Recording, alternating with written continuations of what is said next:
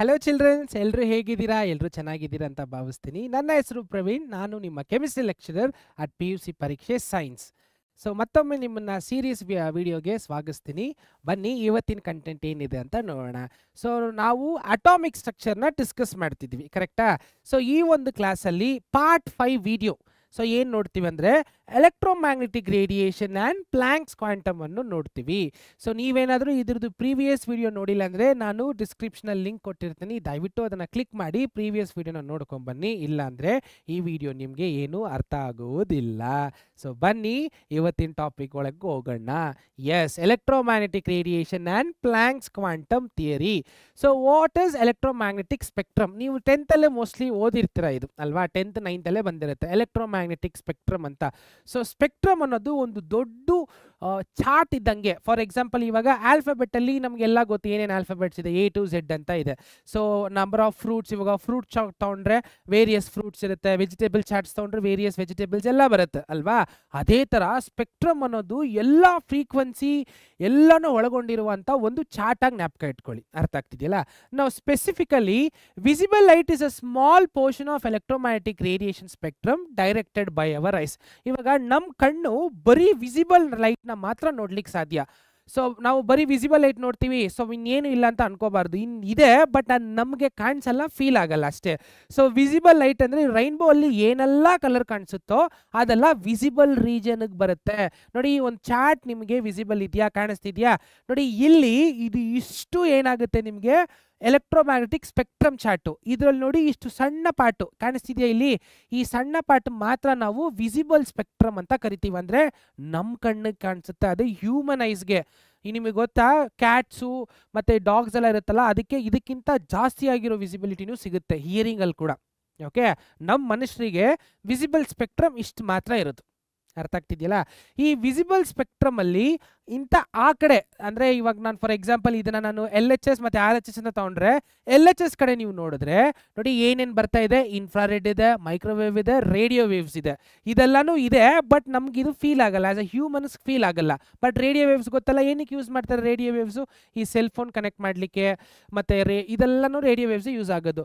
Microwaves ಗೊತ್ತು, ಮೈಕ್ರೋವೇವಲ್ಲಿ use ಆಗುತ್ತೆ. ಇನ್ಫ್ರಾರೆಡ್ಡು remote channels ಎಲ್ಲ ನೋಡಿದ್ದೀರಾ? ನೀವು ಒಂದು ಎಕ್ಸಸೈಸ್ ಮಾಡಿ. ಇವಾಗ ಏನು ಗೊತ್ತಾ ಮಾಡ್ತೀರಾ? ನೀವು ಮೊಬೈಲ್ ತೊಗೊಳ್ಳಿ, ಕ್ಯಾಮ್ರಾ ಆನ್ ಮಾಡಿ, ನಿಮ್ದು ಯಾವುದೇ remote, AC remote, TV remote ಏನೇ ಇರಲಿ, ಆದರೆ ಈ ಒಂದು ಬಲ್ಬ್ ಕೊಟ್ಟಿರ್ತಾರೆ, ನೀವು ಹಾಗೆ ಕಣ್ಣಿಂದ ನೋಡಿ, ಅದು ನಿಮ್ಗೆ ಕಾಣಿಸಲ್ಲ.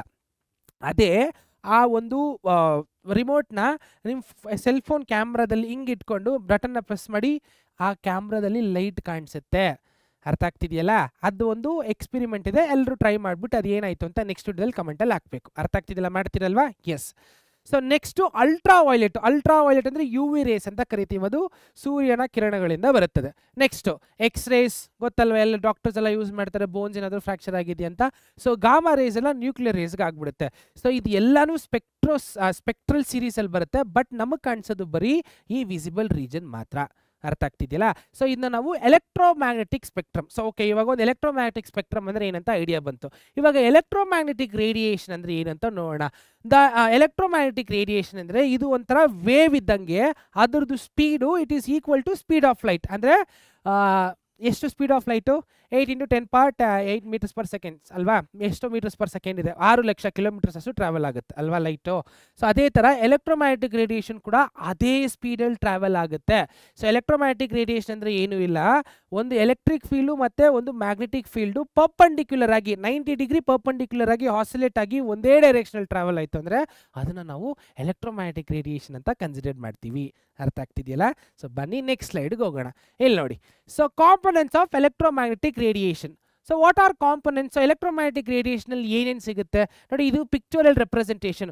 ನೀವು 10th ಸ್ಟ್ಯಾಂಡರ್ಡಲ್ಲಿ ನೋಡಿದ್ದೀರಾ, Fleming's left hand rule, Fleming's right hand rule ಅಂತ ಜ್ಞಾಪಕ ಬರ್ತಾ ಇದೆಯಾ? ಅಲ್ಲಿ ನಾವು ನೋಡಿರ್ತೀವಿ. ಸೊ ಈ ಥರ ನಾವು ಕೈನ ಇಟ್ಕೊಂಡ್ರೆ ತಮ್ಮ ಬಂದ್ಬಿಟ್ಟು ಎಲೆಕ್ಟ್ರಿಕ್ ಫೀಲ್ಡ್ ಆದರೆ, 4 ಫಿಂಗರ್ ಡೈರೆಕ್ಷನ್ ಆದರೆ, ಸೊ ಮಿಡಲ್ ಫಿಂಗರ್ ಬಂದ್ಬಿಟ್ಟು ನಿಮಗೆ what is that? Electric field. So electric field, direction, magnetic field. So ಇದು ಥಮ್ಸ್ ರೂಲ್ ಅಂತ ಕರಿತೀವಿ, ಫ್ಲೆಮಿಂಗ್ಸ್ ಥಂಬ್ ರೂಲ್ ಅಲ್ವಾ? ಅದೇ ಥರ ಒಂದು ಎಲೆಕ್ಟ್ರೋಮ್ಯಾಗ್ನೆಟಿಕ್ ರೇಡಿಯೇಷನ್ನ ನೋಡ್ಲಿಕ್ಕೆ ಇದು ಯೂಸ್ ಆಗುತ್ತೆ 3Dಯಲ್ಲಿ.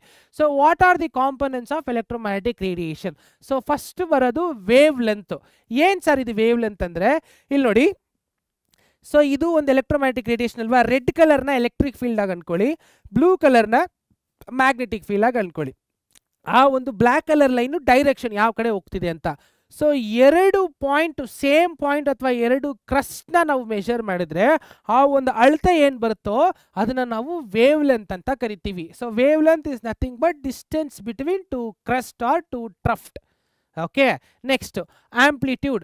So amplitude is the size or height of the wave. For example ಇಲ್ಲಿ ನೋಡಿ, ಇಲ್ಲಿ ಸುಮಾರು ಗೆರೆಗಳು ನೀವು ನೋಡ್ತಾ ಇರ್ಬೋದು. ಇದ್ರಲ್ಲಿ ಹೈಯೆಸ್ಟ್ ಯಾವುದು ಇದನ್ನ ಅನ್ಕೋಬೋದಾ? ತುಂಬ ದೊಡ್ಡ ಇದನ್ನ ಅನ್ಕೋತೀನಿ, this is the highest. So ಅಂದರೆ ಹೈಟ್ ಆಫ್ ದಿ ವೇವ್, ಒಂದು ವೇವ್ದು ಅಳತೆ ಡಿಸ್ಟೆನ್ಸ್ ಎಷ್ಟಿರುತ್ತೋ, ಆಲ್ಟಿಟ್ಯೂಡ್ ಎಷ್ಟಿರುತ್ತೋ ಅದನ್ನ ನಾವು ಆಂಪ್ಲಿಟ್ಯೂಡ್ ಅಂತ ಕರಿತೀವಿ ಅಷ್ಟೇ. ಆಲ್ಟಿಟ್ಯೂಡ್ ಬದಲು ಆಂಪ್ಲಿಟ್ಯೂಡ್ ಅಷ್ಟೇ, height. Next frequency, the number of cycles of waves passing through A given point per second. ನೋಡಿ, ಫ್ರೀಕ್ವೆನ್ಸಿ ಅಂದರೆ ಒಂದು ಆಬ್ಜೆಕ್ಟು ವೈಬ್ರೇಟ್ ಆಗಿರುತ್ತೆ ಅನ್ಕೊಳ್ಳೋಣ. ಆ ಎಷ್ಟು ಫಾಸ್ಟಾಗಿ ವೈಬ್ರೇಟ್ ಆಗುತ್ತೋ ಅದೇ ಅದರದ್ದು ಫ್ರೀಕ್ವೆನ್ಸಿ. ಸ್ಲೋವಾಗಿ ವೈಬ್ರೇಟ್ ಆಯ್ತು ಅಂದರೆ ವೆರಿ ಕಮ್ಮಿ ಫ್ರೀಕ್ವೆನ್ಸಿ, ಜಾಸ್ತಿ ವೈಬ್ರೇಟ್ ಆಯ್ತು ಅಂದರೆ ಜಾಸ್ತಿ ಫ್ರೀಕ್ವೆನ್ಸಿ ಅಂತ ಅರ್ಥ. ಸೊ ಪರ್ ಸೆಕೆಂಡ್ಗೆ ವೈಬ್ರೇಟ್ ಆಗಿ ಎಷ್ಟು ವೇವ್ಸ್ ಕೊಡುತ್ತೋ ಅಷ್ಟೇ ವೇವ್ಸು ಆ ಒಂದು ಆಸಿಲೇಟಿಂಗ್ ಬಾಡಿದು ಫ್ರೀಕ್ವೆನ್ಸಿ ಅಂತ ಕರಿತೀವಿ. ಅರ್ಥ ಆಗ್ತಿದೆಯಲ್ಲ? ಸೊ ಇದೆಲ್ಲ ಬೇಸಿಕ್ ಕಾನ್ಸೆಪ್ಟ್ಸು, ನೀವು ಪ್ರೀವಿಯಸ್ ಕ್ಲಾಸಲ್ಲಿ ನೋಡಿರ್ತೀರಾ. So just brushing up memories ಅಷ್ಟೇ ಇದೆಲ್ಲ. ಅರ್ಥ ಆಗ್ತಿದೆಯಲ್ಲ? ಎಸ್, ಬನ್ನಿ ನೆಕ್ಸ್ಟ್ ನೋಡೋಣ. Yes, so electromagnetic radiation topic ಇರೋದಷ್ಟೇ.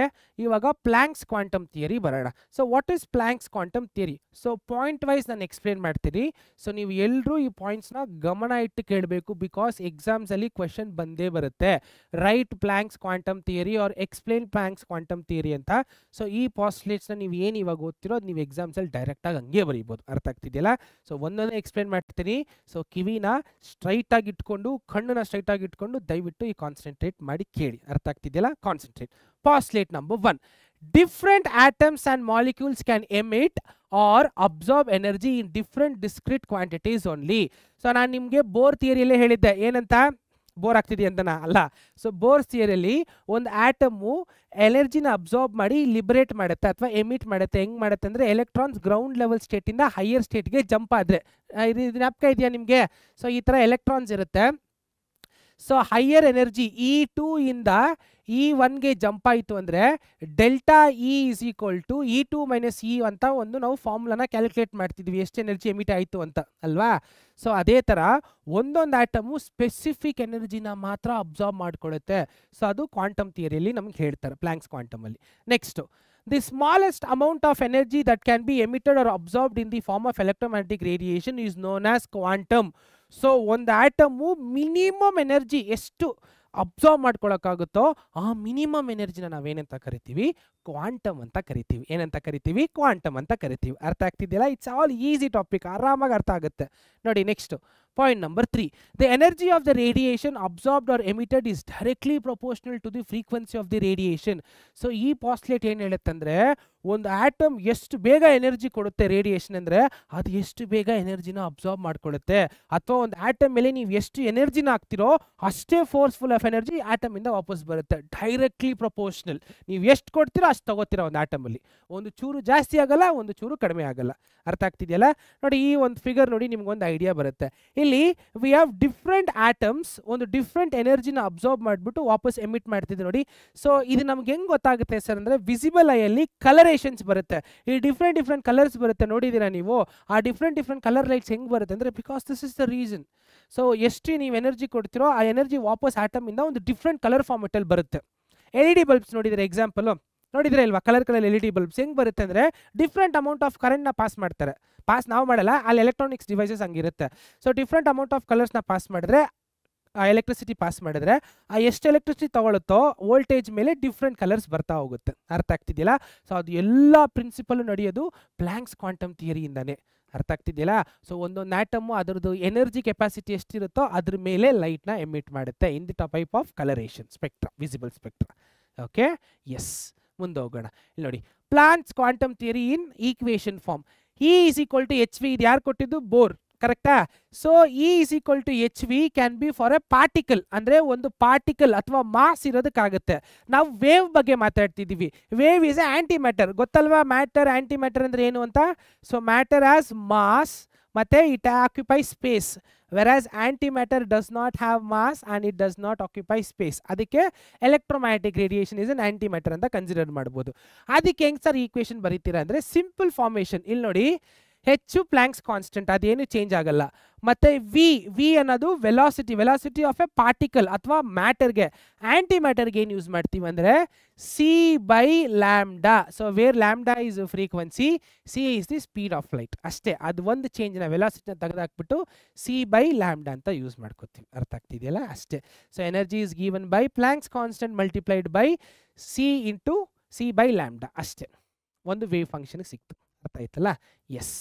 So ಮತ್ತು ಇನ್ನೂ ಒಂದು ಪ್ಲ್ಯಾಂಕ್ಸ್ ಕಾನ್ಸ್ಟೆಂಟ್ ಒಂದು ನ್ಯೂಮರಿಕಲ್ ವ್ಯಾಲ್ಯೂ 6.628 × 10⁻34 ಜೂಲ್. ಸರ್ ಇದನ್ನ ನ್ಯಾಪ್ಕ ಇಟ್ಕೋಬೇಕಂತ ಕೇಳಿದ್ರೆ ನೆಸೆಸಿಟಿ ಏನಿಲ್ಲ.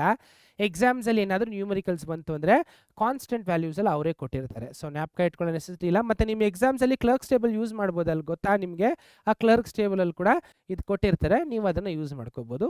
ಸೊ ತಲೆಯಲ್ಲಿ ಇಟ್ಕೊಳ್ಳೋ ನೆಸೆಸಿಟಿ ಇಲ್ಲ. KCETಗೂ ಕೂಡ ಅಷ್ಟೇ.